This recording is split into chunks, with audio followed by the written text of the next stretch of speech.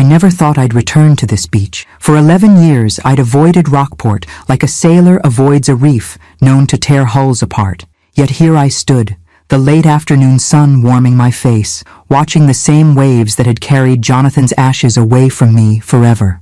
Or so I'd believed. My worn sneakers sank slightly into the damp sand as I walked the shoreline, collecting small fragments of sea glass out of habit. Blue, my favorite. Jonathan always said it matched my eyes. 45 years ago, on this very beach, he'd been photographing the sunrise when he spotted me gathering these ocean-polished treasures for my sculptures. The sea gives us its most beautiful gifts after they've been broken, he'd said, helping me find a perfect cobalt piece. We were married 6 months later, and now, 11 years after his death, I found myself drawn back to this place on what would have been our golden anniversary. I'd told my children I needed closure, but truthfully, I just wanted to feel close to him again. The beach was nearly empty as sunset approached, most tourists already heading to restaurants or vacation rentals. That's when I saw him, a solitary figure on the large, flat rock that Jonathan had always claimed as his photography throne. Same stance, one knee slightly bent,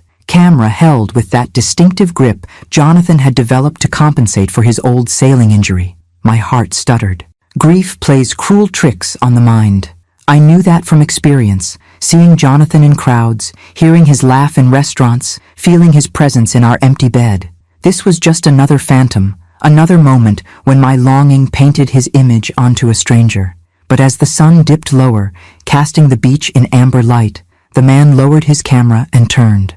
Our eyes met across the distance, and my world tilted on its axis. Jonathan, older, yes. Hair completely white now, not the salt and pepper I remembered.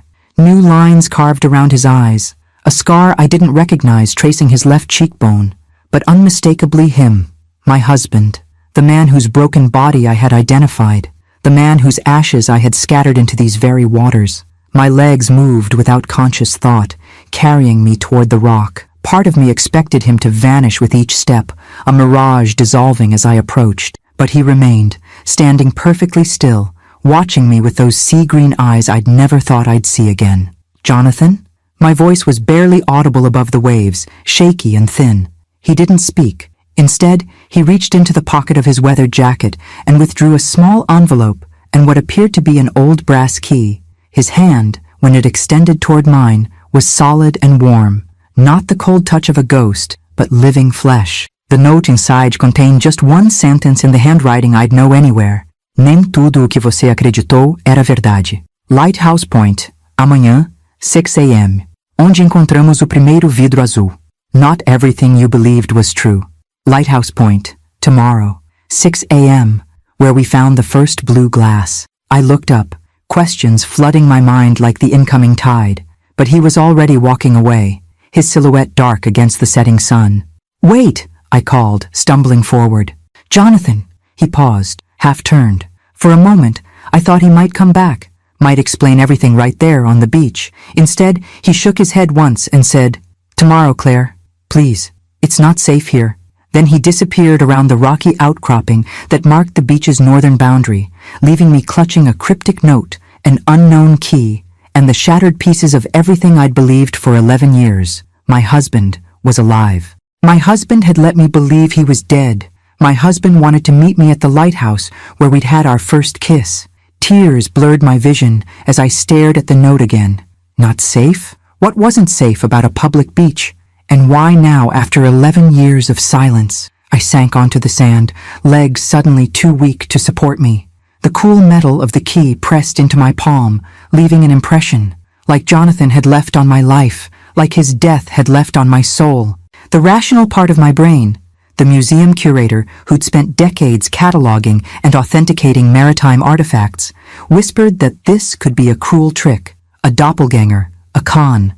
Perhaps I should call Michael or Emma, tell them what happened, ask for their advice. But my children had finally moved forward with their lives after years of grief. Michael had only recently stopped having nightmares about his father drowning.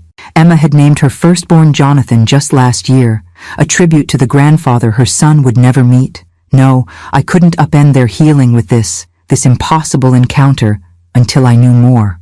As darkness fell over Rockport Beach, I made my decision. Tomorrow at dawn, I would go to Lighthouse Point. I would hear what Jonathan had to say, and then I would decide whether the man I had loved for 50 years deserved my forgiveness or my fury. Because one thing was already clear: the Jonathan Sullivan I had married would never have put me through 11 years of grief without an extraordinary reason. Tomorrow, I would discover what that reason was. Sleep eluded me that night in my small rented cottage overlooking the harbor. Every time I closed my eyes, I saw Jonathan's face, older but unmistakably him, looking at me with a mixture of longing and fear. I replayed our brief encounter 1,000 times, analyzing each detail like one of the ancient maps I'd spent my career preserving. By 5:30 a.m., I'd given up on rest. I dressed carefully, choosing sturdy shoes for the rocky path to the lighthouse and a warm jacket against the dawn chill. The brass key sat heavy in my pocket, its purpose still a mystery. Before leaving, I left a sealed envelope on the kitchen table addressed to Michael, detailing where I'd gone and why, just in case this meeting wasn't what it seemed. Lighthouse Point stood on the northernmost tip of Rockport, accessible only by a narrow path winding along steep cliffs. Jonathan and I had discovered it during our first summer together, claiming it as our spot, away from tourists and locals alike. It was here, at the base of the abandoned lighthouse keeper's cottage, that we'd found an exquisite piece of cobalt sea glass, polished to perfection by decades in the ocean. Jonathan had later set it in silver as my engagement pendant, a necklace I still wore every day, even now. The sky was just beginning to lighten as I climbed the familiar path, my breath coming harder than it had in my younger days. Gulls wheeled overhead, their cries sharp against the rumble of waves below. The lighthouse itself hadn't operated in decades, its beacon long since automated and moved to a modern tower half a mile down the coast. What remained was a crumbling stone structure and the keeper's cottage, both supposedly sealed against trespassers. As I rounded the final bend, I saw him. Jonathan stood at the edge of the cliff, camera around his neck as always, gazing out at the horizon where pink and gold had begun to stain the eastern sky. The rising light caught his profile, and for a moment, I was transported back 45 years to when I first saw him, young and vibrant, capturing the dawn with his lens. He turned as I approached, his face solemn. Neither of us spoke immediately, the weight of 11 years of separation hanging between us like sea fog. "You came," he finally said, his voice rougher than I remembered. "Did you think I wouldn't?" "I hoped you would. I feared you wouldn't." He gestured to the cottage behind him.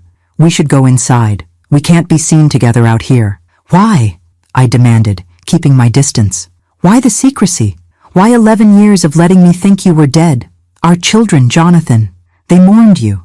We all did."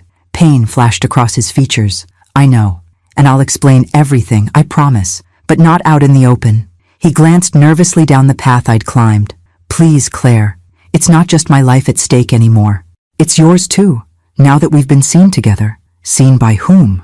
Instead of answering, he walked to the cottage door, its weathered wood gray with age and salt. "The key I gave you. It opens this." My hand trembled slightly as I withdrew the brass key from my pocket. It fit perfectly into the rusted lock, turning with surprising ease, as if the mechanism had been recently oiled. The door swung inward, revealing darkness beyond. Jonathan stepped aside, allowing me to enter first. The interior was not the abandoned ruin I expected, but a sparse yet livable space. A table, 2 chairs, a small kitchenette, and what appeared to be communications equipment on a desk by the window. Maps covered one wall, with red strings connecting various points. Photographs, surveillance images, were pinned beside them. "Welcome to my occasional home for the past 11 years, Jonathan said, closing and bolting the door behind us. "One of them, anyway." "What is all this?" I asked, moving closer to examine the wall of maps and photos. "Evidence." He joined me, pointing to a central image of a sleek yacht. "That's Victor Crowley's vessel, the Poseidon's Wrath. And that man?" He indicated an older gentleman in an expensive suit. "Is Crowley himself. The shipping magnate? What does he have to do with this? With you abandoning your family?" Jonathan's shoulders sagged. "Everything. He's the reason I had to disappear." He pulled out a chair for me. "Please sit. This is a long story, and we don't have much time." I remained standing. 11 years, Jonathan.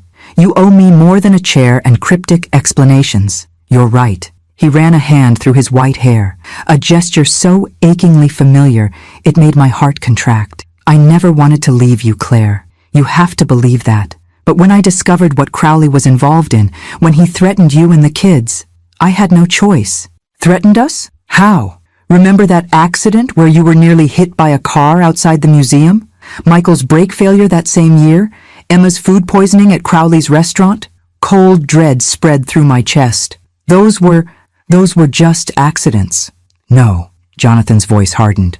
They were warnings. After Emma got sick, Crowley sent this to my studio. He pulled a photograph from a folder on the table and handed it to me. It showed me asleep in our bed, clearly taken from inside our bedroom. I felt violated just looking at it, remembering how I'd slept with the windows open that hot summer before Jonathan's death. He made it clear that next time, it wouldn't be a warning, Jonathan continued. And it was my fault. I'd gotten too close to something he'd killed to protect. The shipwreck, I whispered, pieces clicking into place. The siren's call. You'd been researching it for years. Jonathan nodded. What I didn't tell you was what I'd found. It wasn't just a historical curiosity, Claire. That ship was carrying 500 gold bars when it went down in 1917, Federal Reserve gold meant to finance the Allied forces in World War I, worth around $800 million in today's dollars. I sank into the chair he'd offered earlier, my legs suddenly weak. And you found it? I found where it really sank, not where the official records claim. And I discovered it wasn't a German torpedo that sank it.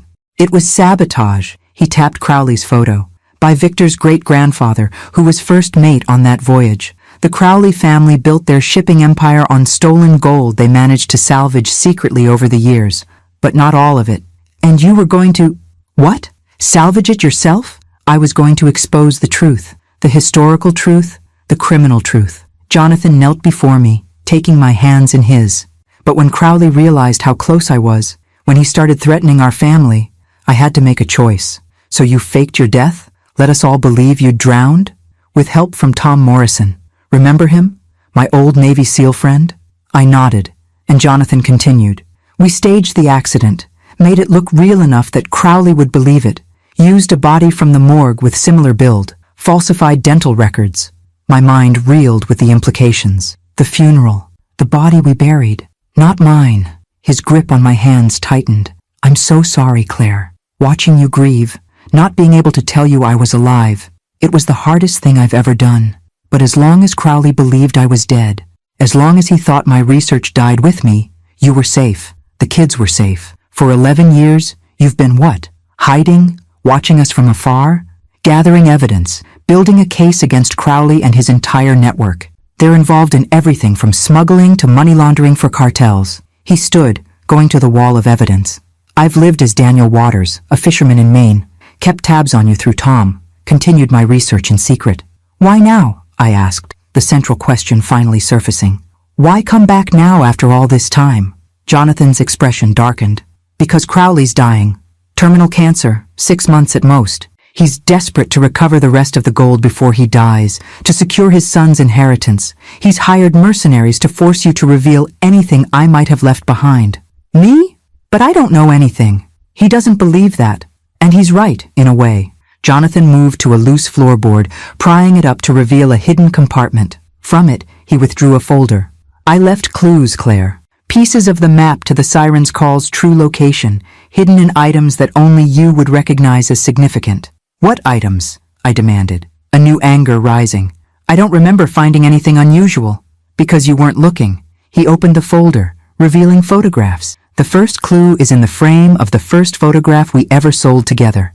The wood itself. I carved coordinates into the inner edge. The second is in the pages of the poetry book I gave you when I proposed. The third is encoded in our family album photos using steganography, hidden data in the images themselves. The fourth is on the back of your painting of this lighthouse that hangs in our bedroom. And the fifth, he smiled faintly. The fifth is engraved inside the bell from our old sailboat. I stared at him, incredulous. You hid a treasure map in pieces around our house? Without telling me? What if I'd gotten rid of those things after you died? You wouldn't. His certainty irritated me. Those items meant too much to you. To us. You had no right, I whispered, anger finally breaking through the shock. No right to make that decision for all of us. to let us suffer. I had every right to protect my family, he countered, his own anger flaring.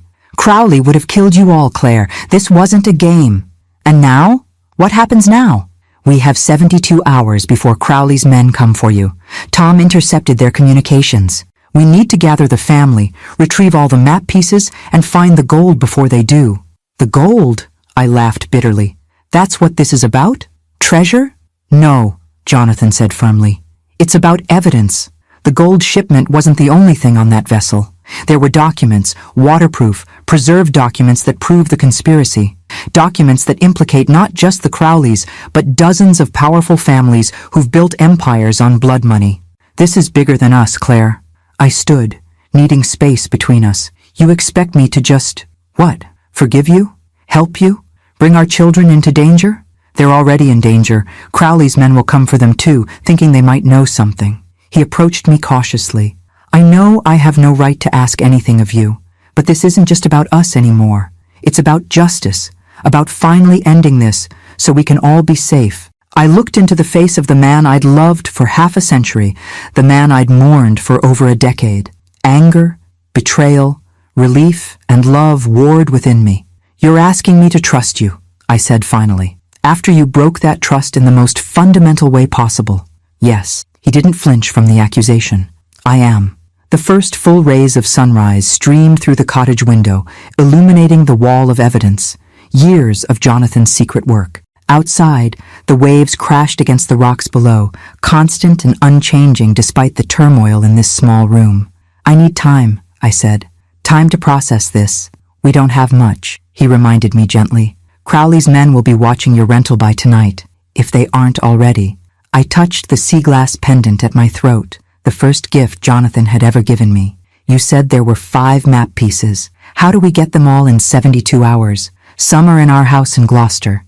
A small smile touched Jonathan's lips. So, you're considering helping me?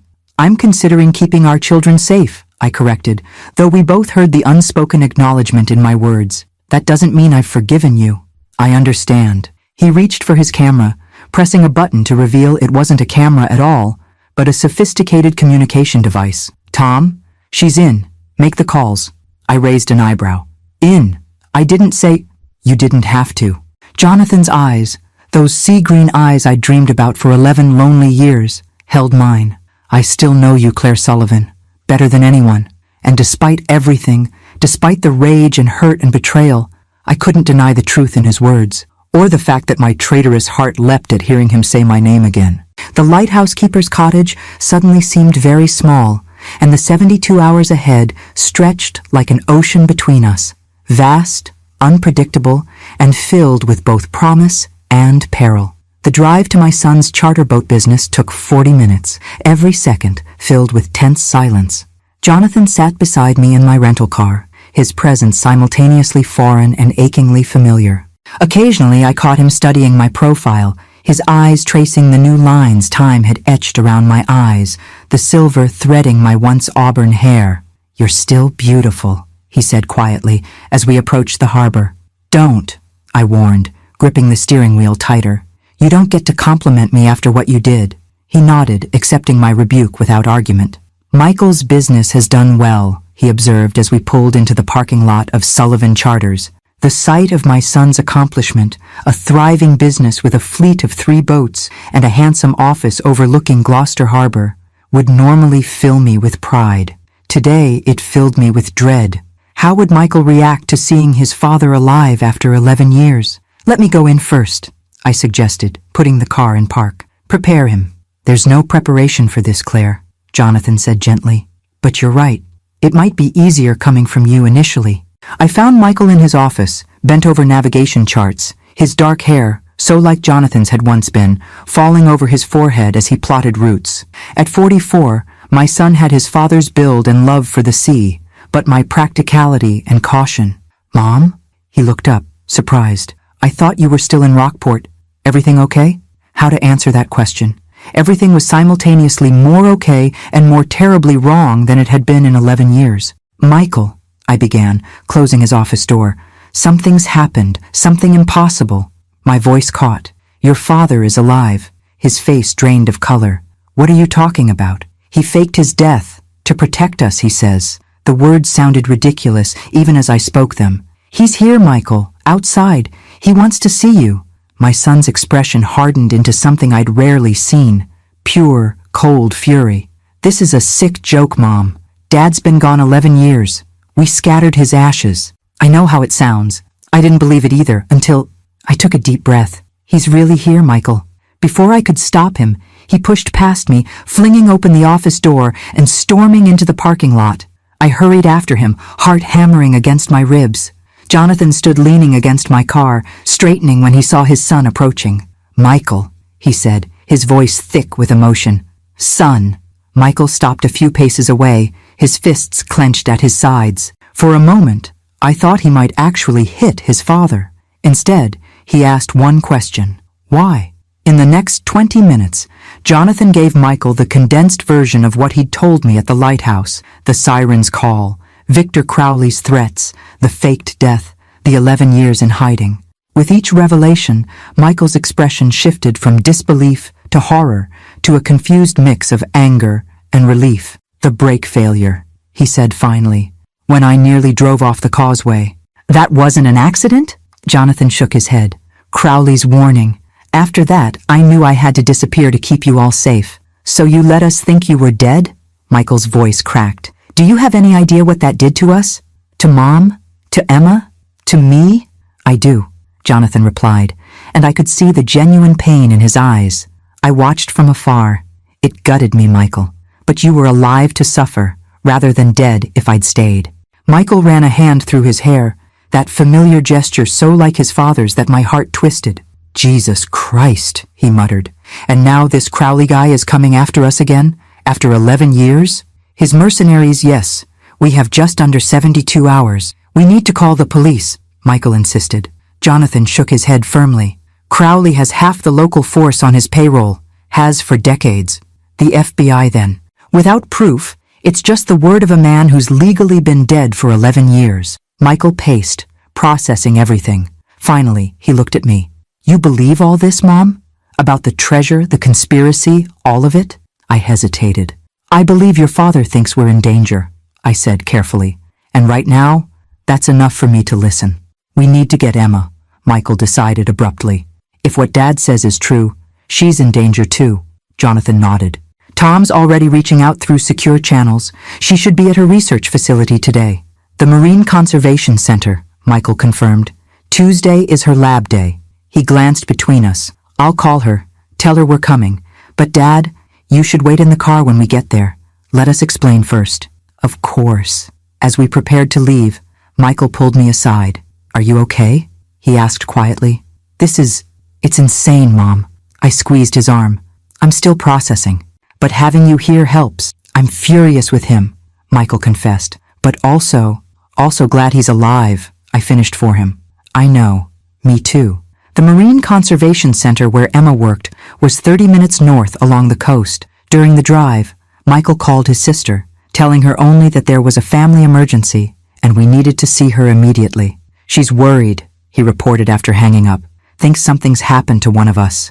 Something did happen, Jonathan murmured from the back seat. I came back from the dead. When we arrived, Emma was waiting anxiously outside the modern glass building that housed her research facility. At 40, my daughter had blossomed into a confident woman, her work in marine conservation earning her international recognition. Her pregnancy with her second child was just beginning to show beneath her lab coat. Michael approached her first, while Jonathan and I waited in the car. She's pregnant, Jonathan observed, his voice catching. I'm going to be a grandfather again. You already are, I reminded him sharply. Her son Jonathan is almost 1 year old, named for the grandfather she thought was dead. Pain flashed across his features. Claire, Don't, I interrupted. Just don't apologize again. It doesn't change anything. Outside, we could see Michael talking intently, Emma's expression morphing from concern to disbelief. She shook her head vehemently, then looked toward our car. When she spotted Jonathan in the back seat, she staggered slightly, Michael catching her elbow to steady her. I should go to her, I said, reaching for the door handle. Before I could exit, Emma was marching toward the car, her face a storm of emotions. She yanked open the back door, staring at her father with wide, tear-filled eyes. "Dad?" she whispered, the single word containing 11 years of grief. Jonathan stepped out slowly, as if afraid sudden movements might shatter this fragile moment. "Emma," he said, his voice rough with emotion. "My beautiful girl." Unlike Michael's restrained anger, Emma's reaction was immediate and physical. She flung herself into her father's arms, sobbing against his chest. Jonathan held her tightly, his own tears flowing freely as he stroked her hair, still auburn like mine had once been. "You were dead," she kept saying. "We buried you. I named my son after you." "I know," he soothed. "I know, sweetheart, and I can never make up for what I put you through. But I did it to protect you all, to keep you safe." Emma pulled back, wiping her eyes. "Michael says we're in danger. That's why you've come back now." Jonathan nodded grimly. "We don't have much time to explain everything. Can you take a few days away from work? We need somewhere safe to talk, to plan." "Plan what?" Emma asked. "How to survive the next 72 hours, Michael answered, joining us. "And maybe, if Dad's right, how to expose a century-old conspiracy." Emma looked between us, her scientific mind clearly struggling with the fantastical nature of our situation. "This is crazy," she said finally. "But it's really you, isn't it, Dad?" Jonathan smiled, that crooked half-smile I'd fallen in love with decades ago. "It's really me, Emmy." My daughter took a deep breath, straightening her shoulders in that determined way she'd had since childhood. "I need to make arrangements for my lab work. Let my husband know I'll be away." She touched her slightly rounded belly. "Daniel will worry, but family emergency covers it, I suppose." As Emma went inside to make her calls, Michael pulled Jonathan and me aside. "Where do we go now? We can't use any of our homes or usual places if these mercenaries are really coming." "Tom has arranged a safe house," Jonathan replied. "About 2 hours inland. Remote cabin, defensible position, stocked with supplies." "Tom Morrison," Michael mused. "Your old Navy SEAL buddy. The one who sent flowers every year on the anniversary of your death. He was in on this the whole time?" Jonathan nodded. "He's the only one who knew. The only one I could trust without putting you all at risk." "The insurance money," I said suddenly, a new realization dawning. "The $3 million policy payout that helped us after you were gone. That didn't come from the insurance company, did it?" "No," Jonathan admitted. "It came from Tom. From funds I'd set aside before my death. I couldn't leave you with nothing, Claire." Another lie, another deception. Even if it had been meant to help us. How many more would I discover in the coming days? As Emma returned, her face set in determined lines despite her red-rimmed eyes, I wondered what other revelations awaited our fractured family, and whether any of us would survive the next 72 hours with our relationships or our lives intact. The drive to the safe house was tense with unspoken questions. Emma sat beside me in the back seat, occasionally touching my hand as if to reassure herself I was real. Michael drove, his knuckles white on the steering wheel, while Jonathan navigated from the passenger seat. Every few minutes he checked a small device that looked like a smartphone, but clearly wasn't. "Perimeter scanner," he explained when he caught me watching in the rearview mirror. "Alerts us if we're being followed." "Are we?" Emma asked nervously. "Not yet, but we need to get the map pieces before going to the safe house." Jonathan turned to address all of us. "Two are at the Gloucester house, the frame and the poetry book. My home, our home, where I'd lived alone for 11 years, where I'd mourned him, cried myself to sleep clutching his sweater, learned to exist in half a life. Mom's been watched before," Michael pointed out. "Won't they be monitoring her house?" "Almost certainly," Jonathan agreed, "which is why Claire can't go. It would trigger immediate interest." "Then who?" I began. "I'll go," Emma interrupted. "I have a key, and I visit Mom often enough that it won't seem suspicious." I shook my head. "No, you're pregnant, Emma. I won't put you in that kind of danger." "I'll do it," Michael decided. "I help with Mom's maintenance projects. It's normal for me to stop by." Jonathan nodded. "You'll need to know exactly what you're looking for." He pulled a small notebook from his pocket, flipping it open to a hand-drawn sketch. "The first photograph we sold, the lighthouse at dawn. It's in your study, Claire, over the small desk. The frame has a false inner edge. You need to remove the backing and pry off the decorative inner molding. The coordinates are carved into the wood underneath." "And the poetry book?" Michael asked. "Tennyson, Crossing the Bar, the blue leather edition on your mother's bedside table." Jonathan's voice softened. You still keep it there, Claire? I looked away, unwilling to admit how I'd slept with that book near me every night since his death, finding comfort in the inscription he'd written when proposing. To my North Star, guiding me home through every storm. It's there, I confirmed quietly. What am I looking for in it? Not you, Michael, Jonathan corrected gently, and he needs to check pages 17, 33, and 42. I used a microdot technique, tiny dots of ink that, when aligned properly, form a section of nautical map. You'll need a magnifying glass to see them properly. What about the family album and the painting? Emma asked. And the bell? The album and painting are at the Gloucester house too. The bell? Jonathan hesitated. The bell is in storage, isn't it, Claire? With my other sailing equipment? I nodded. Marina storage unit. I couldn't bear to see it every day, but couldn't let it go either. Another painful reminder of our shared past. The vintage brass bell from our first sailboat. The vessel we'd restored together early in our marriage. We'll need all 5 pieces to complete the map, Jonathan continued. Michael can get the frame, book, album, and painting. But the storage unit would look suspicious. You haven't visited it in years. I have, Michael admitted. I go sometimes, sit with Dad's things. Jonathan's expression softened with pain. Michael, Don't, my son cut him off. We need to focus on the task at hand. I'll get all 5 pieces, but first, I want to know the whole story. Everything you've been doing for 11 years. And why you couldn't find another way, Emma added, her initial joy at seeing her father alive, now tempered with questions. Why you couldn't tell us, at least? Jonathan exchanged a glance with me. We have a 2-hour drive ahead. I suppose it's time for the complete truth. As we continued toward the safe house, Jonathan filled in the blanks of his double life. How he'd spent the first year after his death in deep isolation in northern Maine, terrified of being recognized. How Tom had helped him establish his new identity as Daniel Waters, complete with falsified background and documentation. How he'd gradually built a life as a reclusive fisherman while secretly continuing his research into the Siren's Call and the Crowley family's crimes. The shipwreck research was just the beginning, he explained. Once I started digging into Victor Crowley's past, I uncovered a network of corruption spanning generations. Smuggling during Prohibition, arms dealing during World War II, money laundering for cartels in the modern era. If he's so powerful, why hasn't he found the gold himself? Michael asked skeptically. He's got resources, connections. Because only I decoded the actual location, Jonathan said with a hint of pride. The official records are deliberately wrong, part of the original conspiracy to hide the theft. I spent 20 years triangulating the true coordinates using historical records, underwater current mapping, and astronomical alignments from ship's logs. And this is worth killing for? Emma pressed. After all this time? 800 million in gold?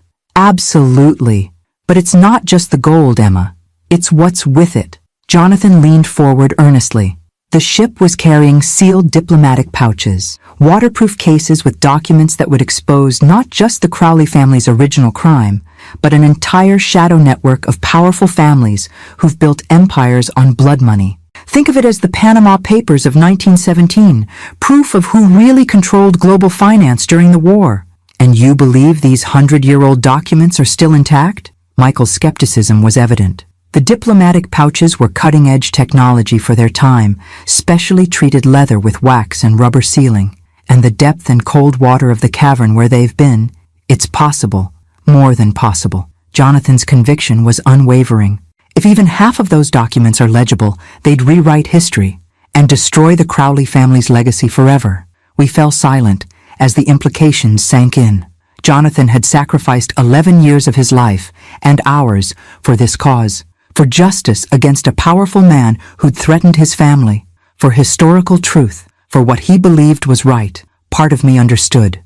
Part of me would never forgive him. We're here, Jonathan announced as Michael turned onto a barely visible dirt road winding through dense forest. Tom's safe house. The cabin was more substantial than I'd expected. A solid 2-story structure built of heavy logs with small defensible windows and a metal roof. It sat in a small clearing, backed against a rocky hillside with clear sightlines to the approaching road. As we pulled up, the front door opened, revealing a man I recognized despite the passing years. Tom Morrison. Still powerfully built in his 60s, his military bearing unchanged, though his dark hair had silvered at the temples. The man who'd delivered Jonathan's eulogy at the funeral. The man who'd checked on us periodically throughout the years. The man who'd known all along that my husband was alive. Claire, he greeted me solemnly as I exited the car. I can't imagine what you must think of me.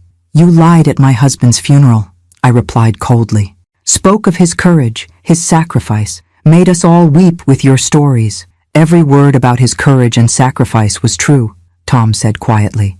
The only lie was that he died demonstrating those qualities. Before I could respond, his attention shifted to Michael and Emma. You've grown into fine adults, he told them. Your father watched your accomplishments from afar, with immense pride. You helped him abandon us, Michael accused. Tom didn't flinch from the accusation. I helped him save you, he corrected. If you'd seen the surveillance photos, the threats Crowley made, you wouldn't question his decision. We need to see those, Emma said firmly. All the evidence, everything that justified 11 years of separation. Inside, Jonathan urged, scanning the forest edge nervously. We're exposed out here. The cabin's interior was spartanly furnished but well-equipped. A large table dominated the main room, covered with maps and surveillance equipment. One wall held weapons, rifles, handguns, even what appeared to be military-grade gear. Another displayed the same complex web of photos and connections I'd seen in the lighthouse cottage, but expanded significantly. Welcome to Operation Siren, Tom said, securing the door behind us. 11 years of intelligence gathering, evidence collection, and preparation. Preparation for what? I asked. Jonathan and Tom exchanged glances. For going public with everything, Jonathan answered. The original crime, the Crowley family's century of corruption, the network of powerful people who've benefited. And for protecting you all when that happens, Tom added grimly. The kind of people we're dealing with don't surrender power willingly. As we gathered around the table, Tom activated a computer display showing a detailed timeline. We have approximately 68 hours before Crowley's mercenaries make their move on Claire, he explained. Michael needs to retrieve the map pieces from Gloucester tonight. Meanwhile, we prepare for the expedition to the cavern. Expedition? Emma echoed. You mean we're actually going after this treasure? We have to, Jonathan said. It's the only way to secure the evidence we need. And we can only access the cavern during a specific tidal window that occurs once a month. The next opportunity is in 3 days. This is insane, Michael muttered, running a hand through his hair. We're not treasure hunters or spies. No, Jonathan agreed, but I've spent 11 years becoming both, and Tom has the military expertise we need. He looked at each of us in turn. I know this is overwhelming. I know you're angry, confused, hurt. But right now, we need to focus on survival, on finishing this so we can all have our lives back, as if we could simply return to normal after this. As if 11 years of grief and absence could be erased by reunion and explanation. Looking at my children's faces, Michael's skeptical determination, Emma's conflicted hope, I realized that whatever happened in the coming days, our family would never be the same. Too much had been lost, too many lies told, too many years wasted.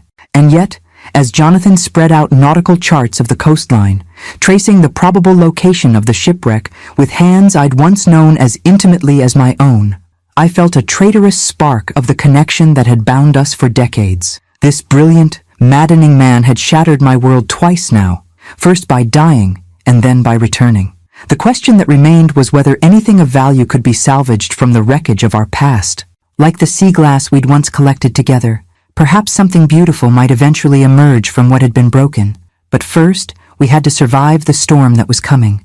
Darkness had settled over the forest by the time Michael prepared to leave for Gloucester. He'd changed into nondescript dark clothing provided by Tom, and now stood examining a small communication device, a modified earpiece that would keep him in constant contact. 3 hours maximum, Tom instructed, checking the clip on a handgun before offering it to my son. In and out, no detours. Michael stared at the weapon.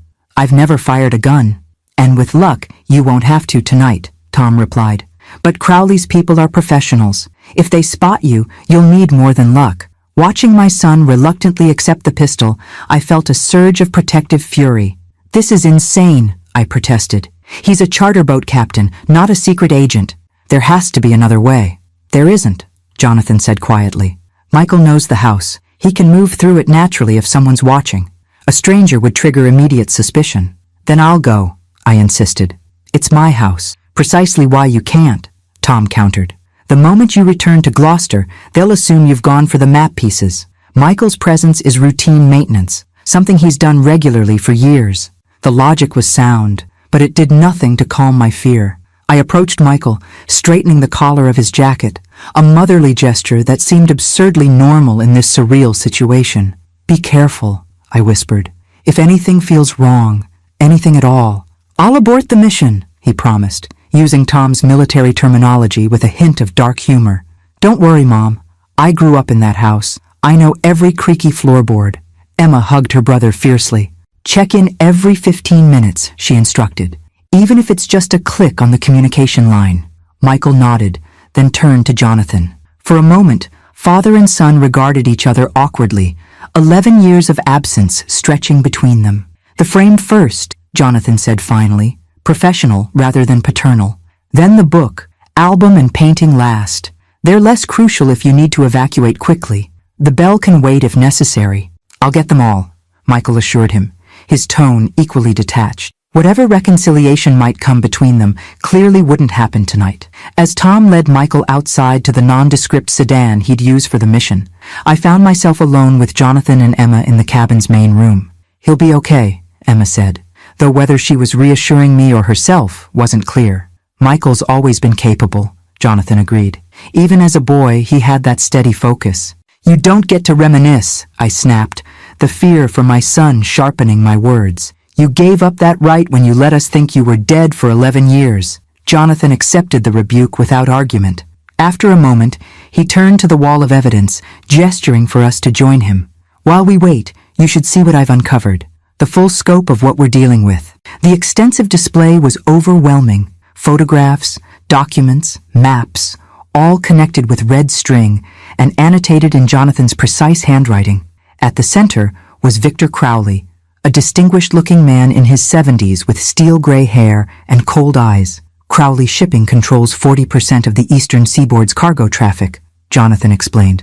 Legitimate business on the surface, but beneath, he pointed to various connections radiating outward.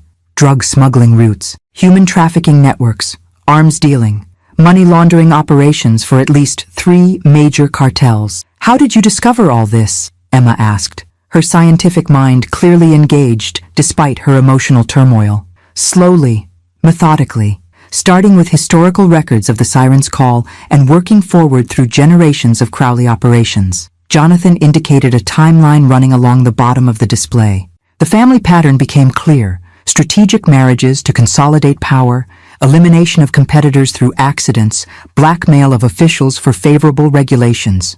And no one's ever exposed them? I questioned skeptically. Those who tried suffered unfortunate fates.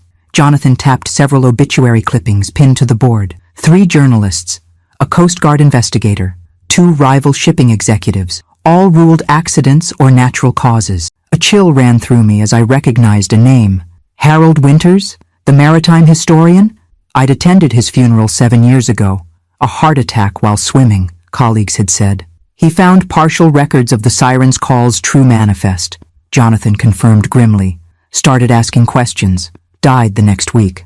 Emma had moved to another section of the display, studying what appeared to be surveillance photos of a young man who resembled Crowley. Who's this? Marcus Crowley. Victor's son. Harvard Business School, groomed to take over the empire. Jonathan's expression shifted subtly. But possibly our unexpected ally.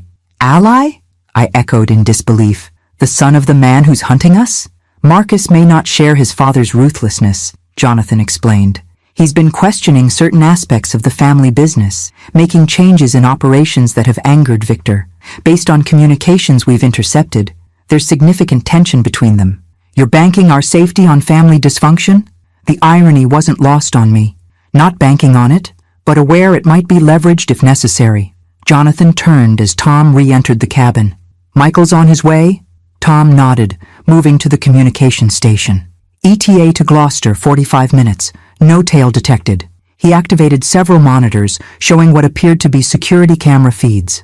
I've hacked into the surveillance cameras near your house, Claire. No obvious watchers, but they'd be discreet.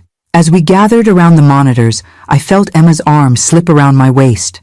My daughter, always the peacemaker, offering comfort while processing her own complex emotions. "Dad," she said hesitantly, "there's something I need to know."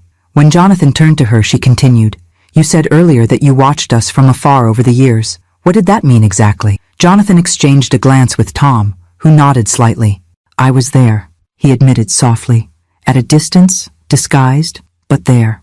For Michael's wedding, your PhD graduation, the opening of Michael's charter business." His voice caught. "I stood at the back of the church when you married Daniel. Saw you walk down the aisle in your mother's veil." Emma's grip on my waist tightened. "You were at my wedding? And didn't say anything?" "I couldn't risk it. Not then." Pain etched deep lines around Jonathan's eyes. "Watching your lives from a distance, it was both sustenance and torture. You could have found a way to tell us," I insisted. "A message, a sign, something to ease our grief." "Any contact would have put you in danger," Tom interjected. "The surveillance on your family was intermittent but thorough. Crowley's people watched for years, expecting Jonathan might reach out." "The photos," Jonathan added, pulling a folder from beneath the maps. "These were taken by Crowley's surveillance team." He spread several photographs on the table. Me leaving the museum where I'd worked, Michael on his boat, Emma in her university lab, all of us at Jonathan's memorial service on the 5th anniversary of his death. "They watched that closely? For years?" Emma whispered, visibly disturbed. "Crowley's paranoia worked in our favor," Tom explained. "He was so convinced Jonathan had hidden his research with one of you that he maintained surveillance long after most would have given up. Which is why my disappearance had to be absolute," Jonathan finished. "Why I couldn't risk even the smallest contact." Before I could respond, a soft beep came from the communication system. Tom activated the speaker. "Status check," came Michael's voice, slightly distorted by electronic encryption. "Reading you," Tom responded. "Position? 5 minutes from the house. No complications. Maintain schedule. Next check in 15.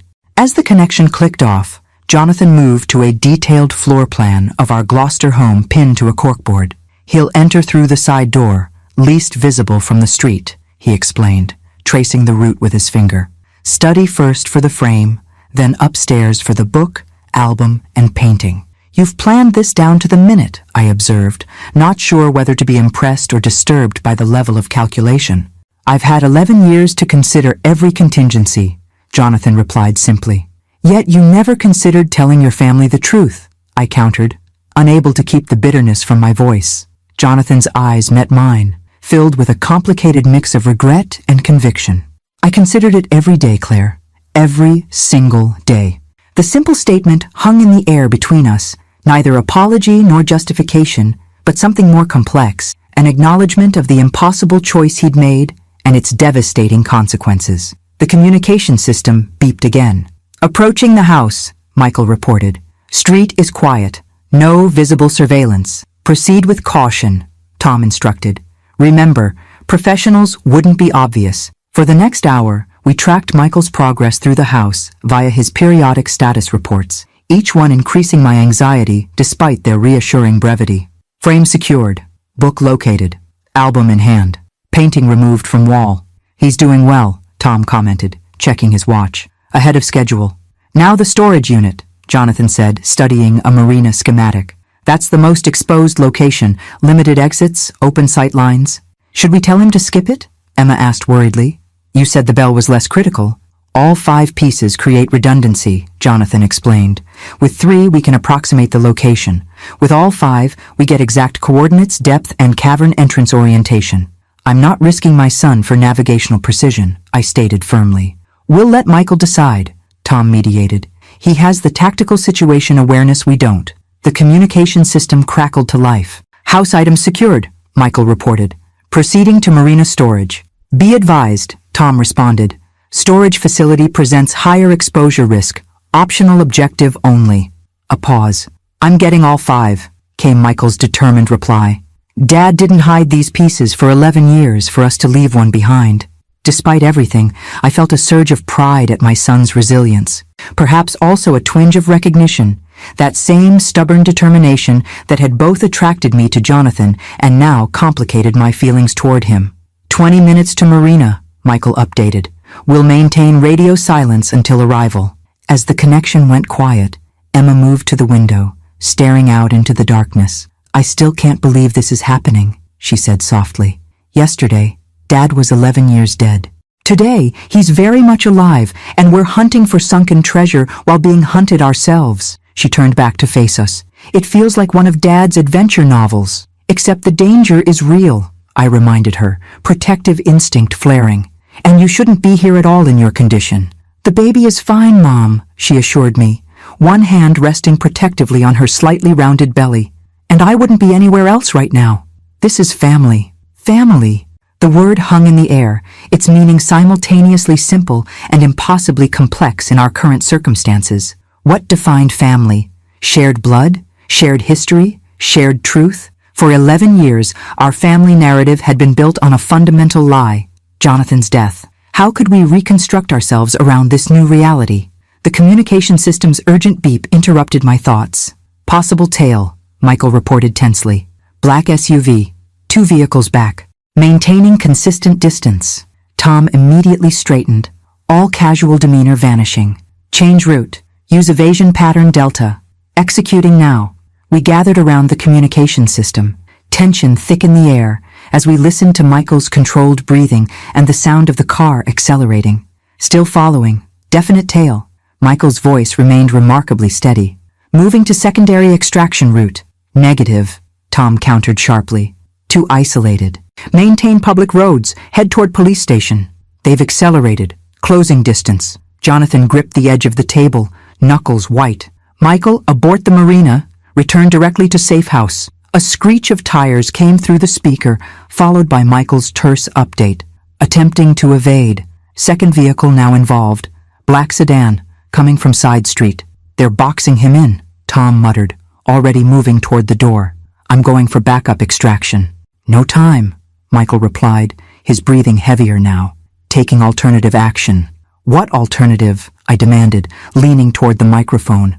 Michael, don't do anything reckless. Marina's 2 minutes away, going for the bell now, then off-grid escape route. Negative, Jonathan barked. Too exposed. Trust me, Michael shot back. I know these waters better than they do. The connection went silent. Michael? I called urgently. Michael!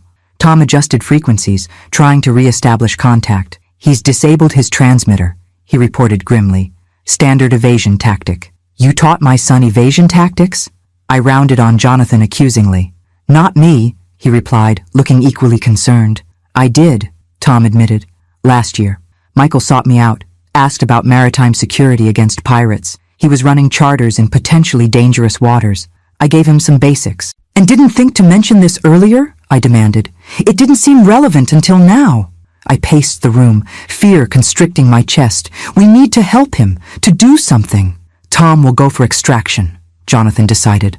I'll monitor communications. Claire, Emma, prepare the medical supplies, just in case. As Tom armed himself and headed for the door, the communication system suddenly crackled back to life. Package secured, came Michael's voice, breathless but triumphant. Pursuit evaded.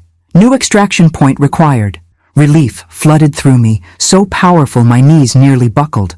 Emma grabbed my arm, steadying me. Status? Tom demanded, pausing at the threshold. Uninjured, all items secured. Used the charter boat emergency protocol. Currently mobile on water. Tom and Jonathan exchanged a look of surprised respect. The Marina emergency escape plan, Jonathan realized. He used his charter boat. Clever boy, Tom acknowledged. Water egress is always cleaner than land. As they coordinated a new extraction point with Michael, I sank into a chair, emotional exhaustion washing over me. My son was safe, for now. He'd secured the map pieces that might lead us to the evidence Jonathan had sacrificed 11 years pursuing.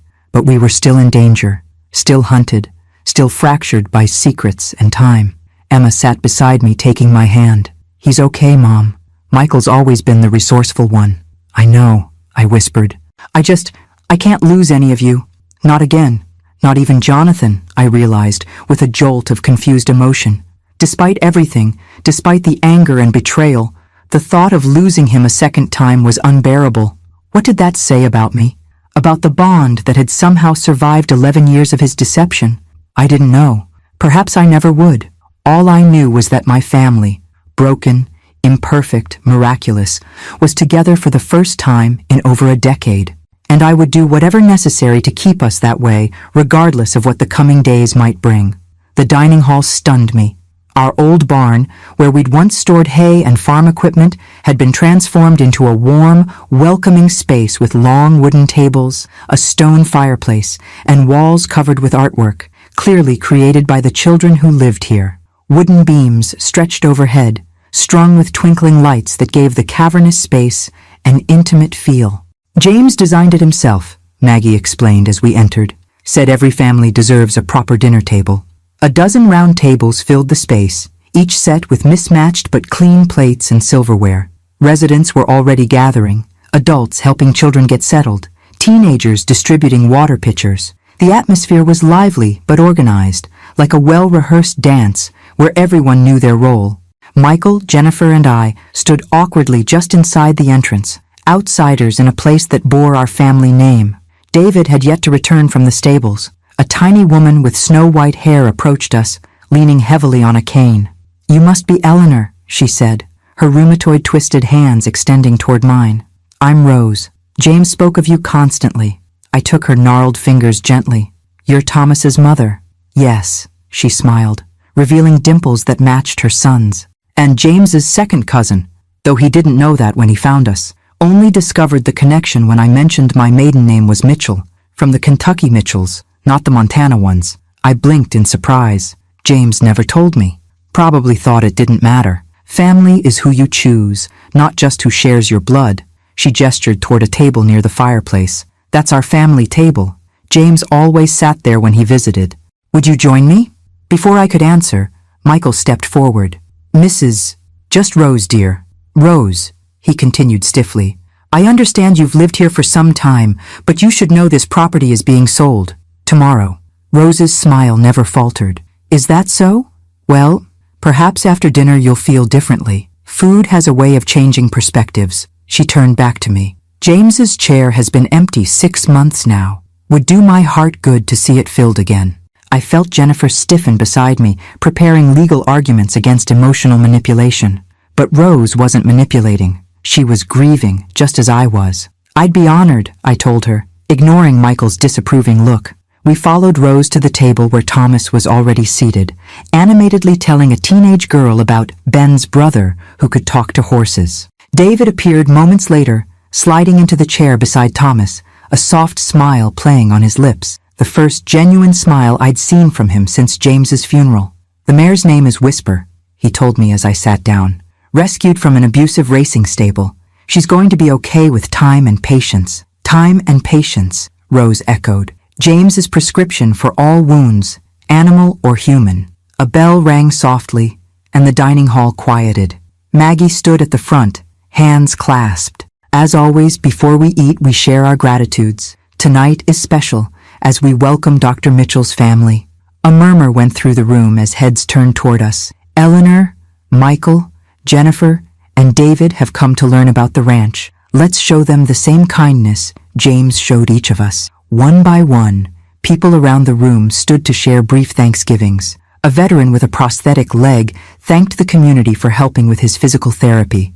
A young mother expressed gratitude for childcare that allowed her to attend online classes. A teenage boy awkwardly thanked his math tutor for helping him pass an exam. When they finished, Thomas jumped up excitedly. "I'm grateful Ben's mommy came to see us, and his brother can talk to Whisper." All eyes turned expectantly toward me. I hadn't prepared for this ritual, had no gratitude readily available amid the whirlwind of revelations. But looking around at these faces, people whose lives James had touched while I remained oblivious, I found words. I'm grateful to discover that while I was preserving Benjamin's memory by keeping it locked away, James was honoring it by creating this. My voice caught. "Thank you for showing me another way to remember my son." A soft murmur of approval rippled through the room. Even Jennifer looked moved, though she quickly masked it when she caught Michael watching her. Rose squeezed my hand as dinner was served family style. Hearty vegetable stew, fresh bread, and salad greens that Maggie informed us came from the greenhouse. The meal was simple but delicious, clearly prepared with care. As we ate, residents stopped by our table to introduce themselves. Robert Winters, the lawyer I'd met earlier, shared stories of the ranch's early days. A former teacher named Elena described the educational program for children who struggled in traditional schools. A quiet man named Sammy, who I learned had been an interpreter for American forces in Afghanistan, expressed his gratitude for the sanctuary provided to his family when their special visas left them homeless in America. James paid for our immigration lawyer, Sammy said softly. When the system failed us, he created a place for us to belong while we fought for legal status. Michael remained silent throughout these interactions, though I noticed him watching a young boy at the next table who was eagerly showing a drawing to his mother. A stick-figure family standing before a simple house, home, printed in wobbly letters above it. Jennifer, ever the attorney, asked pointed questions about the ranch's legal structure, funding mechanisms, and sustainability plans. Robert answered each inquiry with professional precision, occasionally referencing documents he promised to provide for her review. The mineral rights sale was legally structured as a charitable donation, he explained. The proceeds went directly into the trust's endowment fund, which is why it never appeared in personal accounts. Tax avoidance, Jennifer muttered. Tax planning, Robert corrected mildly. Perfectly legal and ethical. The IRS has audited the trust twice and found everything in order. David barely spoke, content to listen to Thomas's excited chatter about horses, swimming, and the art therapy classes he attended twice weekly. I watched my youngest son carefully. Of my 3 children, David had struggled most after Benjamin's death. Sleepwalking, nightmares, withdrawal. Just 7 when his brother drowned. He'd never fully processed the trauma. Now, watching him with Thomas, I glimpsed the healing that had eluded him. As dessert, Rose's famous apple pie was served. A young girl approached our table with a handmade card. Lucy, the redhead from the swimming lesson. I made this for you, she said shyly, placing it before me. Miss Maggie said you're sad because Dr. James went to heaven. The card featured a childish drawing of a smiling sun over a lake. Inside, in careful printing, when we are sad, Dr. James said to look for helpers. We can be your helpers now. Tears filled my eyes. James's favorite Mr. Rogers quote, "Look for the helpers," had become his life philosophy, it seemed. Thank you, Lucy, I managed. It's beautiful. As she skipped away, Michael finally broke his silence. This is all very touching, Mom, but these good works don't change the fact that Dad lied to us for decades, hid money, created this elaborate double life. While you were weekending in Aspen, David said suddenly, his voice unusually sharp. While Jennifer was climbing the corporate ladder, while I was in and out of rehab, Michael flushed. That's not fair. Isn't it? David challenged. When's the last time you asked Dad about his life? Not about investments or advice or loans? Just about him? An uncomfortable silence fell over our table. Rose patted my hand gently. Family, she said softly. Always the most complicated love story. As dinner concluded, residents began their evening routines. Some cleared tables, others supervised children's homework. Still others gathered for what appeared to be a support group meeting in a corner. Typical evening at Mitchell Ranch, Maggie explained as she joined us. Everyone contributes according to their abilities. Everyone's needs are met according to their circumstances. Sounds like communism, Michael muttered. Sounds like family, I countered. And as I watched this community, these strangers united by James's vision, I realized they knew a side of my husband I'd never seen. While I'd been married to James Mitchell, family doctor and devoted husband, these people had known James Mitchell, visionary and savior. I wondered which version was more authentic, or if perhaps both were equally true. Night fell over the ranch, stars emerging in the vast Montana sky with a brilliance I'd forgotten existed in Denver's light-polluted suburbs. Maggie had offered us accommodations, Michael and Jennifer in guest rooms in the main house, David happily bunking in the stables at Thomas's insistent invitation, and me in James's quarters above his office. He kept a room here? I'd asked, surprised. For his longer visits, Maggie had explained. When he stayed several days to oversee construction projects or medical clinics, the space was undeniably James, Spartan but thoughtful in its details. A twin bed with the flannel sheets he preferred, bookshelves lined with medical journals and dog-eared westerns, a small desk beneath a window overlooking the property, and photographs, dozens of them, in simple frames covering one entire wall. I sat now on the edge of his bed, examining these snapshots of James's secret life. There he was with Robert, arms slung around each other's shoulders before a half-built cabin. James kneeling beside Thomas on a fishing dock. James in a Santa hat, distributing presents to beaming children. James beside a woman in a wheelchair, both grinning broadly as she held up a diploma. Not a single photograph of me or Michael, Jennifer, or David. Those lived in his Denver office, I realized. He had kept his worlds completely separate, not just for my protection, but perhaps for his own peace of mind. A soft knock interrupted my thoughts. Jennifer stood in the doorway, her professional demeanor slightly softened by exhaustion. "May I come in?" I nodded, patting the space beside me. She sat, her eyes immediately drawn to the photo wall. "It's surreal," she said after a moment, "like discovering Dad had another family." "He did, in a way," I acknowledged, "but not the kind you're thinking." "Greg's reviewed the trust documents," she continued, her lawyer's precision returning. "They're legitimate. Dad created an irrevocable charitable trust 15 years ago with the ranch as the primary asset. We can't sell it, Mom. Not without a protracted legal battle that we'd likely lose." I absorbed this information, surprised to find myself relieved rather than concerned. "What about the mineral rights offer?" "The trust owns those too, though there's a clause allowing limited extraction with environmental safeguards." She sighed. "Nothing like the scorched earth approach the mining company wants." "So, no $25 million windfall?" "No." She glanced sideways at me. "Michael's taking it hard. He's been counting on that money to expand his business." I thought of Michael's luxury home in Cherry Creek, his vacation property in Vail, his children in private schools. He's done well enough without it. "We all have," Jennifer admitted. "Even David, when he's sober." We sat in companionable silence, studying the photographic evidence of James's parallel life. "Why didn't he tell us?" Jennifer finally asked, the lawyer facade cracking to reveal the hurt daughter beneath. "Did he think we wouldn't understand? That we'd try to stop him?" "I think," I said slowly, "he feared what knowing would do to me, and once that pattern of secrecy was established, it became easier to maintain than to break." "But all that money, Mom, $3 million that could have helped his own family." I gestured toward the photos. "These people became his family too, Jenny. Look at their faces. Really look." She studied the images more carefully, her expression softening. "They all look at him like he saved them," I finished, "because he did." Another knock, and Michael appeared, his face tight with barely controlled anger. "Well, Jennifer's confirmed it. Dad screwed us all with his secret charity project." "Michael," I chided, "that's not fair." "Fair?" he scoffed. "What's not fair is discovering your father led a double life for 30 years. What's not fair is finding out the inheritance you counted on doesn't exist because he gave it all away to strangers." "They're not strangers to him," Jennifer said quietly, surprising me with her shift in perspective. "Look at these photos, Michael. Really look at them." "I don't care," he snapped. "He lied to us, Mom, for decades. How can you be so calm about this?" Before I could respond, David appeared behind Michael, his expression unusually serene. "Because she understands what you don't, Mike. Dad didn't do this against us. He did it for Ben."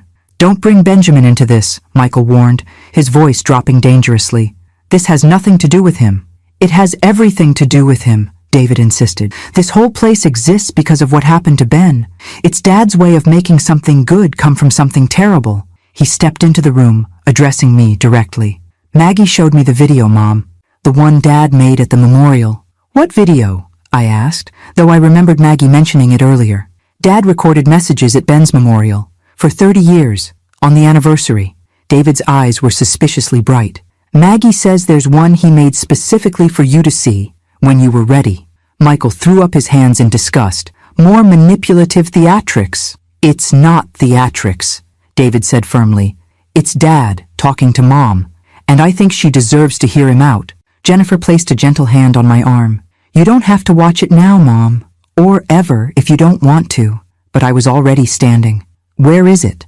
David led us downstairs to James's office, where Maggie waited, a tablet computer in her hands. "I wasn't sure if tonight was the right time," she said uncertainly. But when David asked, "I want to see it," I said, my voice steadier than I felt. "We'll give you privacy," Maggie suggested, but I shook my head.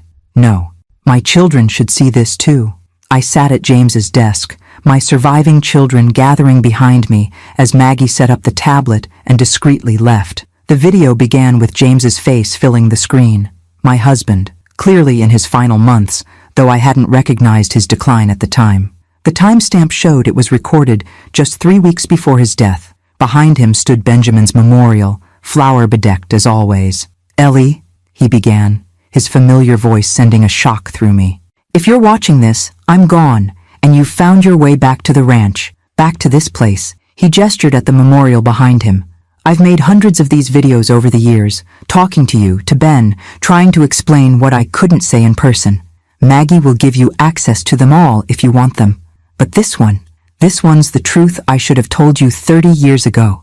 James shifted, revealing more of the lake behind him. "Ellie girl, the day Ben drowned wasn't your fault. It was mine," I gasped, feeling my children tense behind me. "I know you've carried this guilt for decades," James continued, his eyes glistening, "believing that if you hadn't been preparing his surprise birthday cake, if you'd been watching him instead. But the truth is, I told him he could go to the lake that morning." My hands flew to my mouth. "He asked if he could try fishing with his new rod. I said yes, told him to stay on the dock. I promised I'd join him in 15 minutes after I fixed the tractor, but I got caught up in the repair, lost track of time. You were in the kitchen, thinking he was with me. I was in the barn, thinking he was still waiting for me." James wiped a tear. "By the time either of us realized he'd gone to the water alone," I felt Jennifer's hand on my shoulder, squeezing tightly. "I couldn't tell you then. You were so broken, Ellie, and I was a coward. Watching you blame yourself was easier than admitting I'd given permission. As the years passed, it became impossible to confess. How do you tell someone you've let them carry undeserved guilt for decades?" James took a deep breath, composing himself. "So instead, I tried to atone, to make Benjamin's death mean something. Every child taught to swim safely, every veteran given purpose, every family sheltered. They're all part of our son's legacy. The boy who loved everyone, who never met a stranger, who wanted to save every stray animal we found. He lives on in this place, Ellie, in ways I couldn't explain without revealing my own culpability." Behind me, Michael made a soft, wounded sound. "I don't know if you can forgive me," James continued, "for Benjamin, for the lies, for creating this place without you.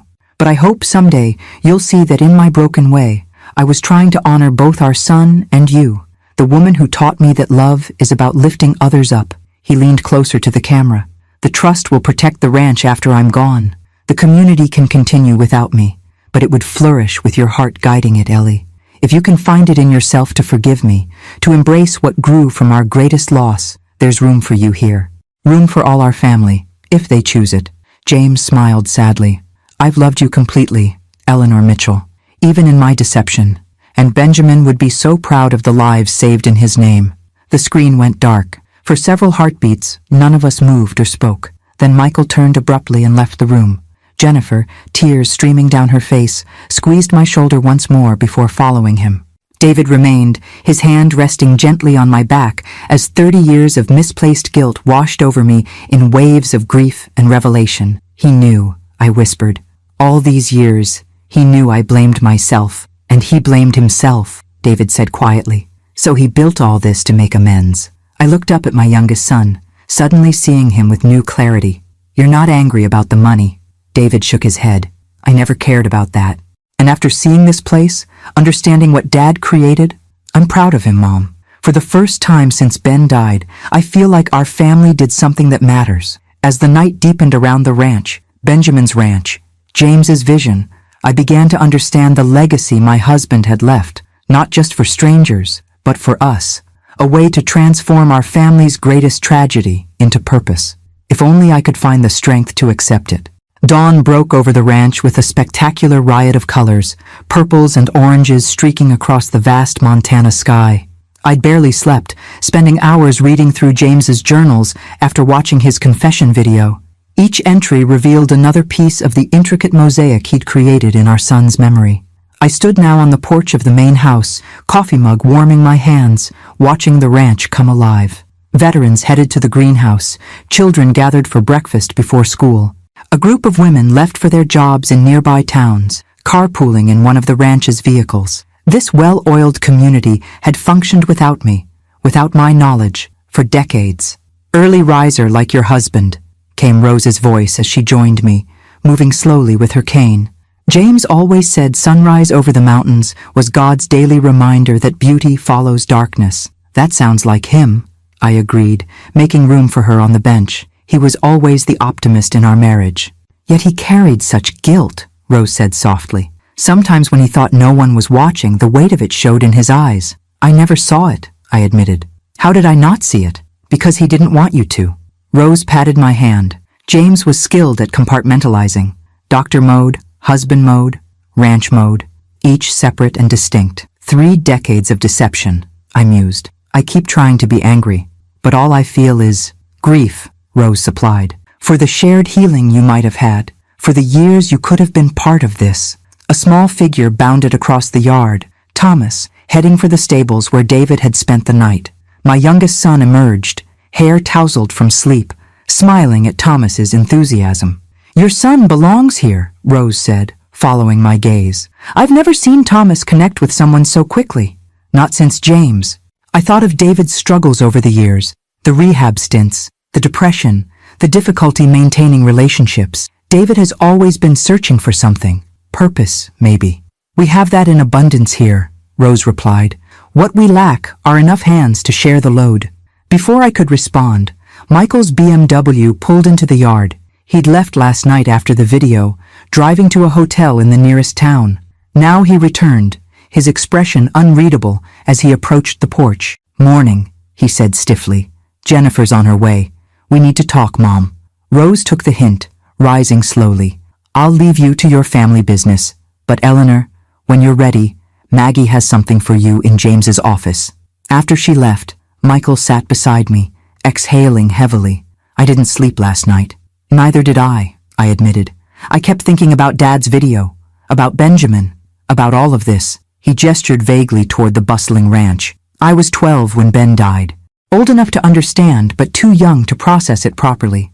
I remember deciding someone had to be the strong one for you and Dad." "You were," I said softly. "So responsible, so adult-like overnight."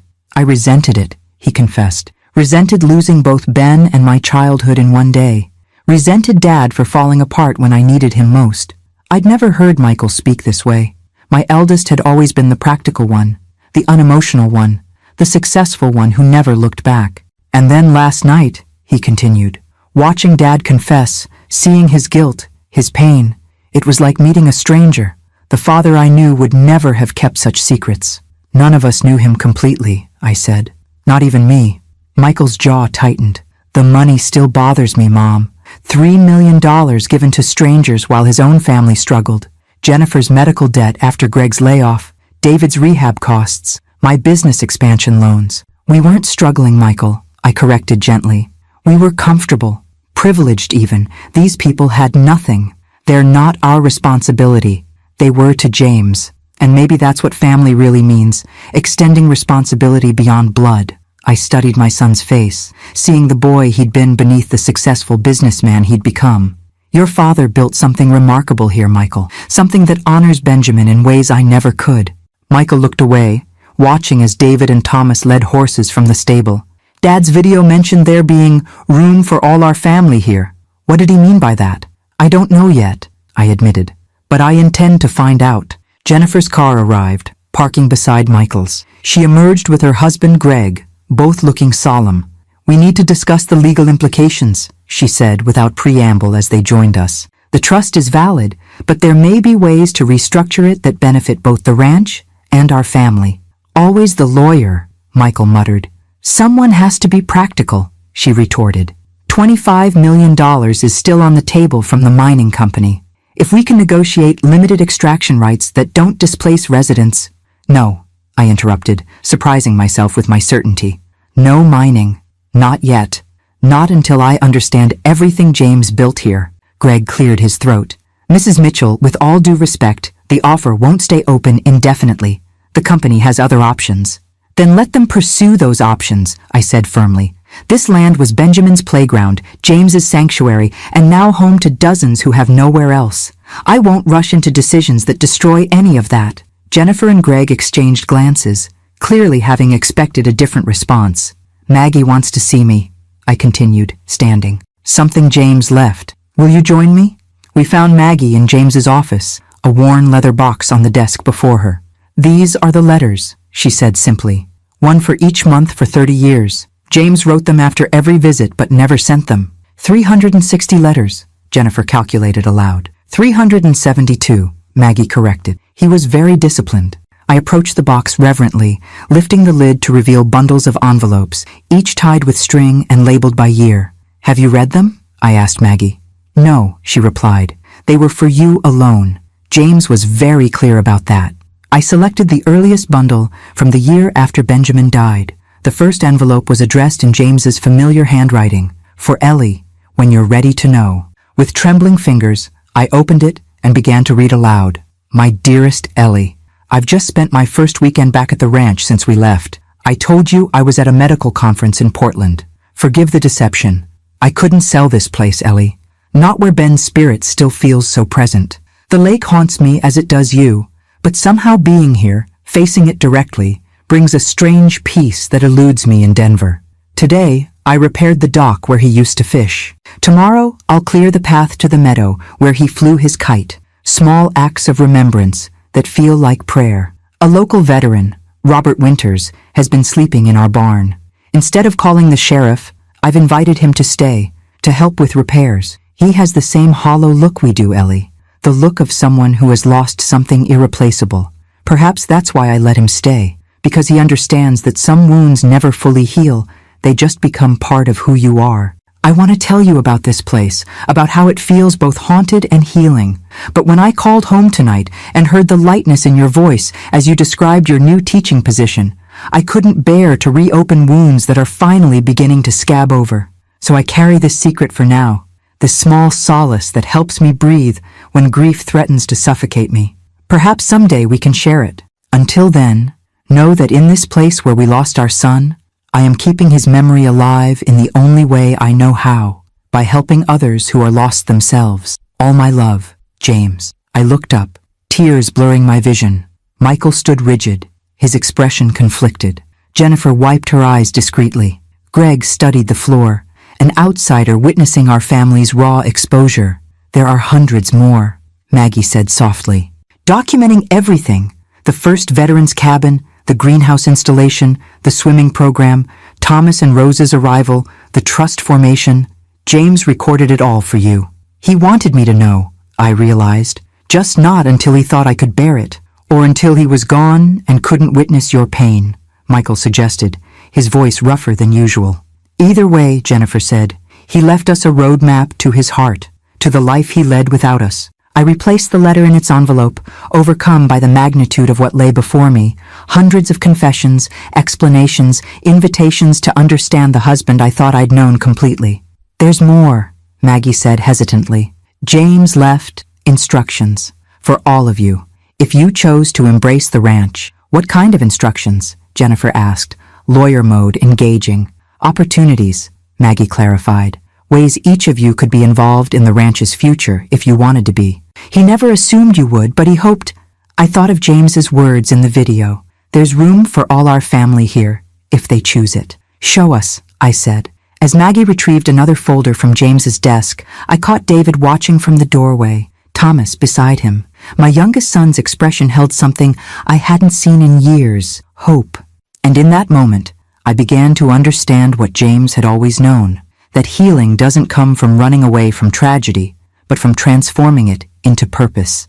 The question was whether our fractured family could find unity in continuing what James had begun, or whether his dual life would ultimately drive us further apart. Maggie opened the folder and removed several documents, each bearing one of our names. James prepared these during his final months, when his heart condition was worsening. He never told anyone about his diagnosis, not even me until the very end.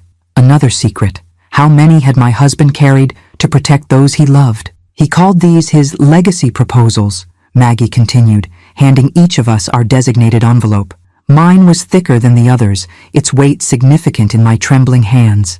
Michael tore his open immediately, scanning the contents with narrowed eyes. Jennifer, ever the methodical one, carefully slid a finger beneath the flap, preserving the envelope as potential evidence. David accepted his with reverence, but made no move to open it, watching his siblings' reactions instead. I broke the seal on mine, finding several pages covered in James's precise handwriting. The first page began simply, "Dearest Eleanor, if you're reading this, you've discovered Mitchell Ranch and all it encompasses. You've learned of my 3-decade deception, or dedication, depending on your perspective. The question now is, what happens next? I've established legal protections for this community through the trust, ensuring it can continue without us. But it would thrive with Mitchell family involvement, not out of obligation, but out of choice.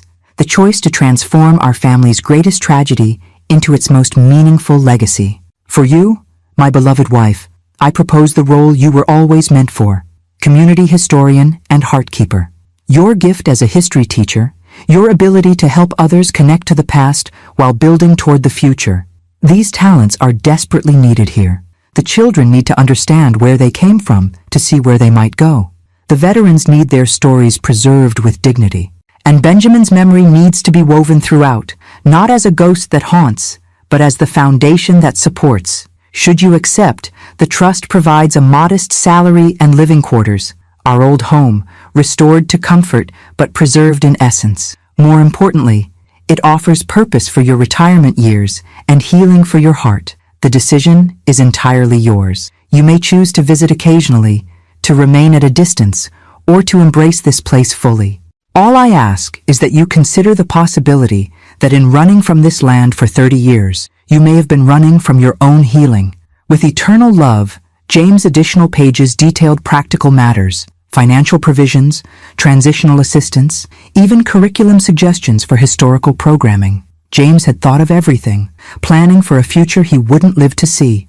I looked up to find Michael standing abruptly, his proposal crumpled in his fist. "Unbelievable," he muttered. "What did yours say?" Jennifer asked, her own pages held protectively against her chest. Michael laughed bitterly. "Dad wants me to use my business acumen to establish sustainable revenue streams for the ranch. Suggested I relocate my investment firm's satellite office to Billings and serve as the trust's financial advisor. Even outlined expansion opportunities for ecotourism and therapeutic retreat services that could benefit both the community and provide professional fulfillment." "He thought that far ahead?" Jennifer seemed impressed despite herself. "Oh, it gets better," Michael continued. "He's offering matching funds from the trust for any investment I make in ranch enterprises. A partnership, he calls it, as if I'd uproot my entire life to manage his secret charity project." The bitterness in his voice didn't quite mask the underlying hurt. The son who'd built his own success, feeling his father had been planning a different future for him all along. "What about yours?" I asked Jennifer gently. She swallowed hard.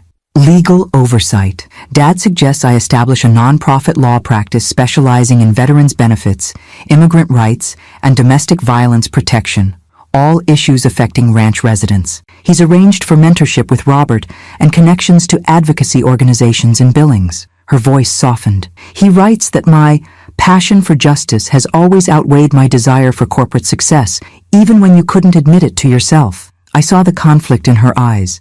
The ambitious attorney who'd fought for partnership at her prestigious firm suddenly confronted with an alternate vision of her professional identity. "David?" I prompted, noticing my youngest still clutching his unopened envelope. He shook his head. "I don't need to read it. I already know." "Know what?" Michael demanded. "That Dad saw me clearly when the rest of you saw only my failures." David's voice held no accusation, just simple truth, that he understood why I kept falling apart in the structured world you all navigated so easily. "You don't know what he proposed," Jennifer pointed out. "Something with the horses," David said confidently. "Something that uses my empathy rather than treating it as a weakness. Something that acknowledges I've been looking for purpose since Ben died." Maggie nodded slightly, confirming David's intuition without revealing specifics. Michael paced the small office, agitation evident in every movement. "This is emotional manipulation from beyond the grave. Dad spent 30 years living a double life, and now he expects us to abandon our existing lives to continue his secret project? I have a family in Denver, a successful business, kids in schools they love. He doesn't expect anything," I corrected gently. "He's offering possibilities, while leveraging guilt and sentimentality," Michael retorted.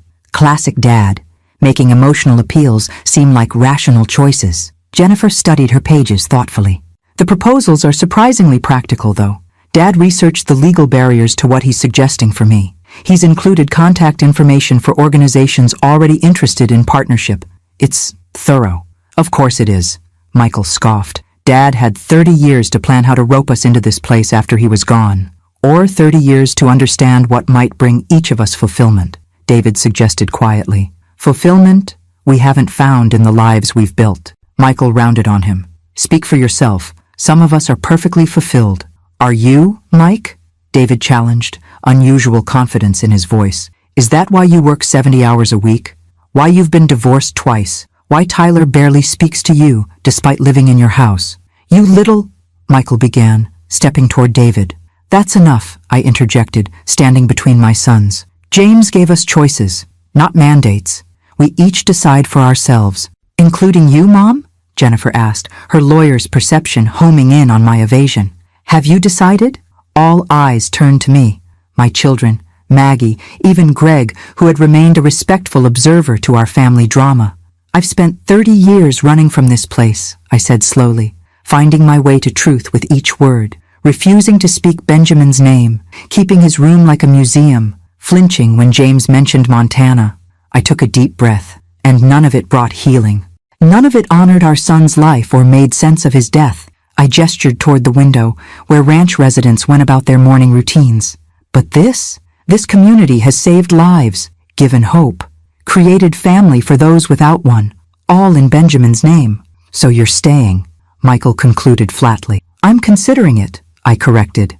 I want to read all James's letters first, understand everything he built here, then decide. And if we don't want to be part of this grand vision, Michael pressed, then that's your choice, I replied simply. James protected the ranch legally, regardless of our involvement. This place will continue with or without Mitchell family participation. The tension in the room was broken by Thomas appearing in the doorway. David, the new horse is eating. You said you'd help brush her. David smiled, tucking his still unopened envelope into his pocket. Coming, Thomas. He paused at the door. For what it's worth, I'm staying. At least for a while. The rest of you can do whatever you want with Dad's proposals, but I've found something here I've been searching for my whole adult life. After he left, Michael shook his head in frustration. This is exactly what I was afraid of. Dad's created some fantasy world here that's sucking us in one by one. Or perhaps, Jennifer suggested cautiously, he created something real in a world that often feels like fantasy. You two? Michael looked betrayed. What happened to your partnership track? The Supreme Court ambitions? Jennifer shrugged, a gesture so unlike my always certain daughter that it momentarily stunned me. I don't know, Michael, but I do know I haven't been happy despite achieving everything I thought I wanted. Maybe Dad saw that when I couldn't. This is insane, Michael muttered. We're supposed to have careers and lives in Denver, not run off to play charity workers on a ranch in the middle of nowhere. Your father commuted for 30 years, Maggie observed quietly. Created impact in both worlds. Perhaps such balance is possible for all of you. Michael stormed out, Greg following after an apologetic glance toward Jennifer. My daughter stayed, studying her father's proposal with new eyes. He knew me better than I thought, she admitted softly. How did he see what I've only recently begun to acknowledge to myself? Your father had a gift for seeing beneath surfaces, I replied, even while keeping his own depths hidden. Outside, I could see David with Thomas by the stables, Michael standing by his car with a phone pressed to his ear, and the daily life of Mitchell Ranch continuing around them. Lives James had saved, futures he had altered, all flowing from the devastating loss that had nearly destroyed our family. And for the first time in 30 years, I allowed myself to wonder if Benjamin's death, while never making sense, might yet have meaning through this unexpected legacy. The meeting was arranged for noon at the Lighthouse Point Cafe in Rockport, public enough for safety, private enough for sensitive conversation. Marcus had agreed with surprising readiness when Tom's intermediaries made contact, suggesting he'd been anticipating our approach. I dressed carefully that morning in clothes that projected confident professionalism, a navy blazer over a simple blouse, tailored slacks, minimal jewelry except for the sea glass pendant Jonathan had given me decades ago. My armor for the negotiation ahead. Transmitter embedded in your watch, Tom reminded me, adjusting the elegant timepiece on my wrist. Panic button under the clasp, press twice to activate emergency protocol. Security teams positioned here, here, and here, Jonathan added from his seat at the operational planning table, leg propped carefully to minimize pain. He indicated points on the map spread before him. Michael will be at the counter inside the cafe. Emma remains here with our evidence package, ready to transmit if anything goes wrong.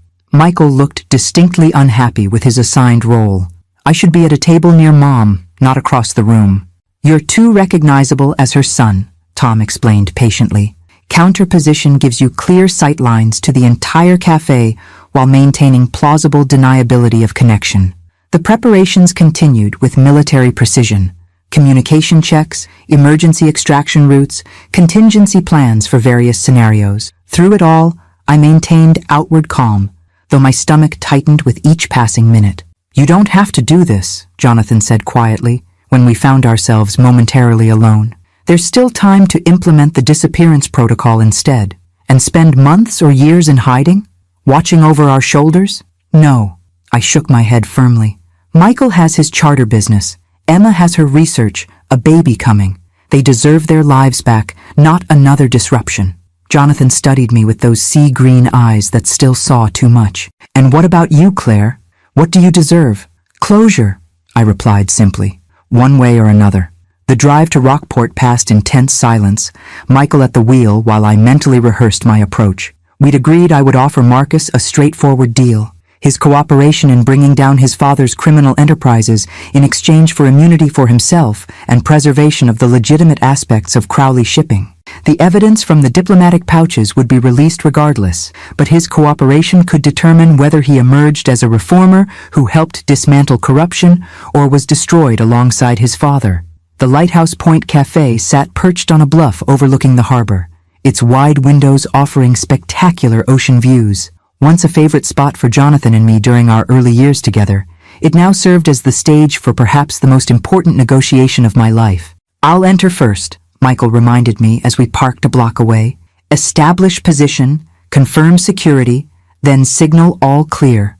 I nodded, watching him walk away with the confident stride that reminded me so much of his father. Despite everything, I felt a surge of maternal pride. My son, stepping into danger to protect his family. All of our children had shown remarkable resilience and courage throughout this ordeal. 5 minutes later, my phone buzzed with the anticipated text, "Coffee's good today." The simple code phrase indicated all security measures were in place. With a deep breath to steady myself, I made my way to the cafe. Marcus Crowley sat alone at a corner table, gazing out at the ocean. In person, he appeared younger than in the surveillance photos, perhaps 45, with his father's distinguished features softened by what might have been his mother's gentler genetics. He rose politely as I approached.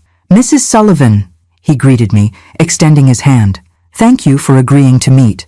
"Mr. Crowley," I replied, accepting the handshake briefly before taking the seat opposite him. "I believe we have matters of mutual interest to discuss." A waitress approached. One of Tom's operatives, I realized, recognizing her from the safe house preparations. We both ordered coffee, waiting until she retreated before continuing. "Your husband is alive," Marcus stated without preamble, "and has been conducting an extensive investigation into my family for over a decade." No point denying what he clearly knew. "Yes, and you've recently recovered certain historical documents from a shipwreck site, documents that could prove problematic for many established interests." "Also, yes," Marcus nodded thoughtfully, stirring his coffee though he'd added neither cream nor sugar. "May I ask what you hope to accomplish with these documents, Mrs. Sullivan?" "Justice," I replied simply. "Accountability for crimes past and present.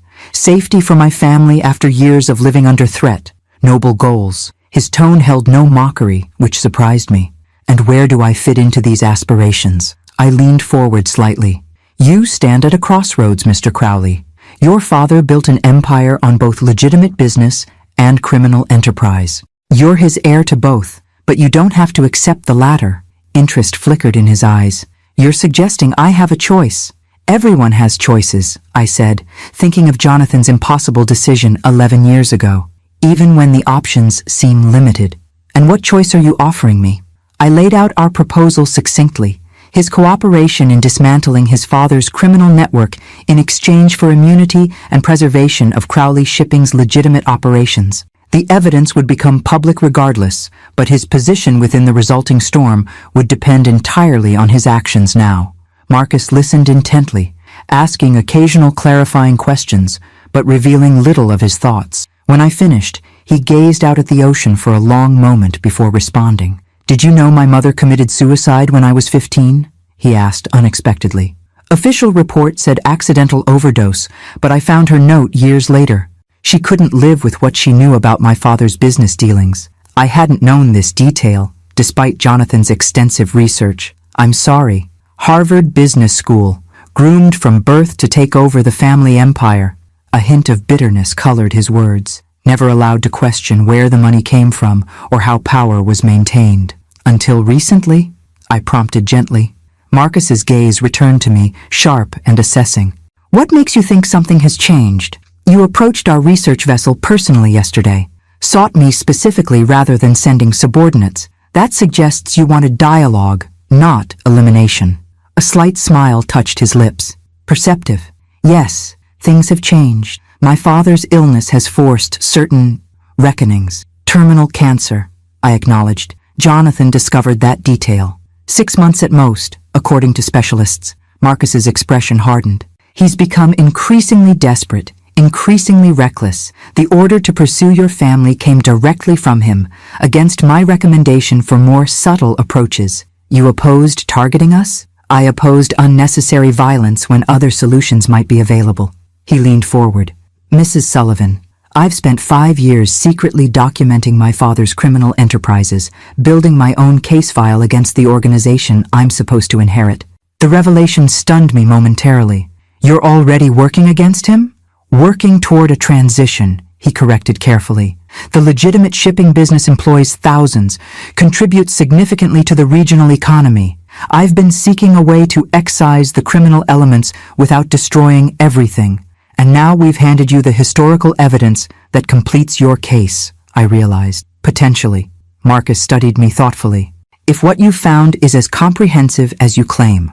I removed a small digital device from my pocket, a secure thumb drive containing sample images from the diplomatic pouches. "See for yourself. The originals remain secure, with copies positioned for automatic release if anything happens to my family." Marcus examined the files carefully, his professional composure slipping slightly as he absorbed the implications of the century-old documents. "This would destroy not just my father, but dozens of prominent families, institutions, political careers. Justice often has widespread consequences," I observed. He closed the files, returning the device. "What you're proposing, my cooperation in exchange for immunity and preservation of legitimate assets, would require significant trust on both sides." "Yes. Why should I trust you or your husband after he's spent 11 years building a case against my family?" "Because Jonathan's goal was never destruction for its own sake," I explained. "It was justice and family protection.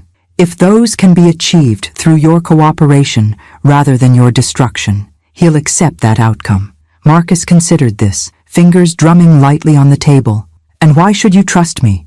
I am my father's son, after all." "Because you approached me directly when you could have simply had your men eliminate me," I replied. "Because you mentioned your mother's suicide, a personal detail irrelevant to negotiation unless it represents a moral turning point for you. And because your body language throughout this conversation has shown genuine conflict rather than deception." A genuine smile broke through his professional facade. "You're quite formidable, Mrs. Sullivan. I see why your husband went to such lengths to protect you." "Do we have an agreement?" I pressed. "In principle, yes." Marcus straightened, businessman once more. "I'll need 24 hours to secure certain critical documentation from my father's private vault, material that will complement your historical evidence and implicate current criminal associates. Then I'll contact federal authorities with my attorney present." "And your father?" Something complicated passed across Marcus's features. Grief, resolution, perhaps relief. "He'll be arrested along with the others. His illness may mean he dies in custody rather than prison, but justice will be served." We finalized the details of our arrangement, establishing verification protocols and safety guarantees for both sides. As our meeting concluded, Marcus offered one final observation. Your husband's deception, allowing you to believe he was dead for 11 years, that must have been devastating to discover. It was, I acknowledged. Yet here you are, negotiating on his behalf, continuing his mission. Marcus studied me curiously. That suggests either extraordinary commitment to justice or extraordinary capacity for forgiveness. The question implicit in his statement lingered as we parted ways. Marcus to begin dismantling his father's criminal legacy, me to report our successful negotiation to my waiting family.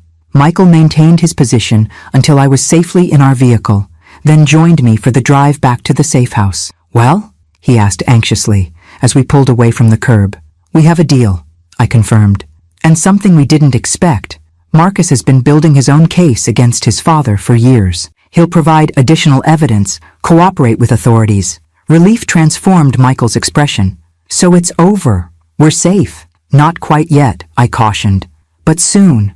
24 hours for Marcus to secure additional evidence, then the case goes to federal authorities. When we returned to the safe house, I provided a full debriefing of the negotiation to Jonathan, Emma, and Tom. Their reactions ranged from cautious optimism to outright suspicion. It could be an elaborate trap, Tom warned. A delaying tactic while Victor positions assets for your elimination. I don't think so, I disagreed. Marcus was genuine. His desire to salvage the legitimate business while excising the criminal elements aligns perfectly with his actions over recent years. I agree with Claire, Jonathan said, surprising everyone. Marcus's gradual divergence from his father's methods has been documented in our surveillance. This represents a logical culmination of that trend.